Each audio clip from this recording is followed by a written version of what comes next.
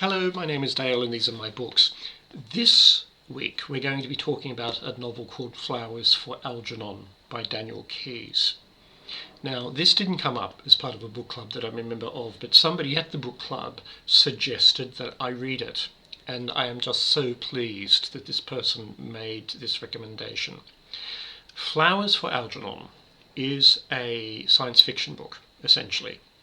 What happens is that it's about a narrator, it's about the man who is intellectually subnormal, and he keeps a journal. And you can tell that he's intellectually subnormal or that he's educationally challenged in some way because in the journal he has awkward sentences, he makes lots of spelling mistakes, and you can tell that something is not quite right there. And as it turns out, in the journal, he has a very low IQ. It's about 60 or something like that. He writes about working in a bakery, and at the bakery, there are people around him that make fun of him, but it's all in good joke.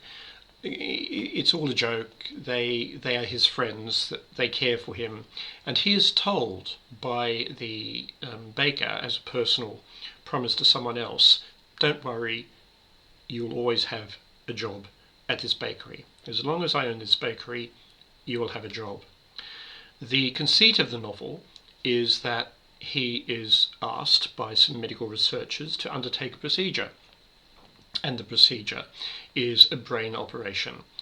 And the brain operation means that he's going to be the first human test subject of this operation that has already been carried out on a mouse successfully. And the mouse is actually called Algenon. And what happens with Algenon the mouse is that a certain operation is made on the mouse's brain, and the mouse becomes incredibly intelligent and finds that week by week it can complete more and more complex mazes without any difficulties. So because of the increase in the intelligence of Algenon the mouse, they decide to perform this operation on the narrator of this novel, the keeper of the journal.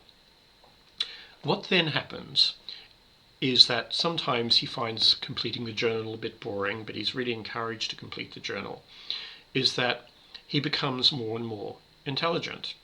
And as his IQ increases, he finds that he can absorb information at a faster and faster level until he becomes of normal intelligence. But the increase in his IQ just keeps going. And so it isn't long before he's learning multiple languages, both living and dead, that he's reading very complex philosophical papers, that he's learning physics and mathematics, and he starts finding other people a bit frustrating because they're just too dim, they can't keep up with him anymore.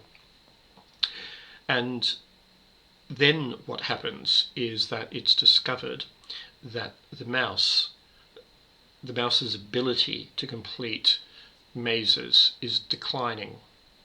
So the medical fix, the brain operation, is not permanent. The effects are not permanent. And lo and behold, the narrator reaches a stage where his IQ starts to decline again.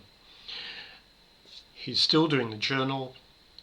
He narrates what happens as he becomes less and less intelligent until he reaches the end where his IQ is back to where it was before, but he just has one final thing, and that is that as an experimental lab rat, essentially, he has found that he has a particular bond for this mouse called Algenon. And in the meantime, Algenon has died. And so he finishes his journal by saying, "Please take flowers to Algenon's grave. Please remember flowers for Algenon." It is the perfect finish, perfectly end sentence for a novel with a fantastic idea, and I really, really enjoyed it.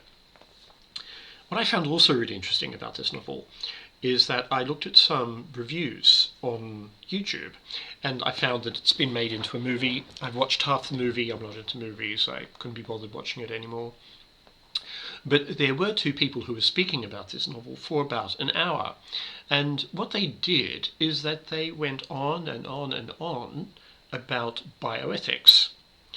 Could the narrator consent to the operation being performed on him?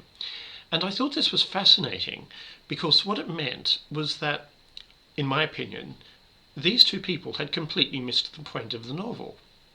The point of the novel is how the narrator looks at himself as he's getting older and older, and how he experiences the world, and how he experiences other people, and how other people respond to him now that he's becoming more intelligent. In the bakery, for example, there is a petition for him to leave the bakery. Can you please sack this guy? Because instead of being the guy that we could make fun of and that worked with us, he's now this genius who's condescending and is talking down to us all the time. And what he finds is that as he becomes more and more intelligent, the world becomes a slightly uglier place. And that when his IQ declines, he finds that he has friends again, or at least in his own mind that he has friends, and the world becomes more and more a place where he has a sense of belonging. So it's a first-person narrator, it's a psychological novel, it's based on a really simple idea, a really simple conceit that I think works really, really well, and I would recommend reading it. So I hope this helps, and thank you for listening.